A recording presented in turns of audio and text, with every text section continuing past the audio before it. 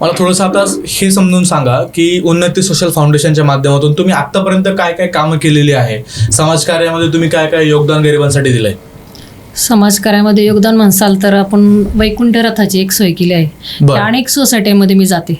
त्या टाइमात त्यांना पाहते की स्मशानभूमी आमच्या पिंपळे सौदागरमध्ये थोडी लांब आहे. 2 ते 3 किलोमीटर अंतर पार करावं लागतं. मग त्या लोकांना आर्थिक लोकसंख्या कमी असते, प्रत्येक कुटुंब छोटं असतं.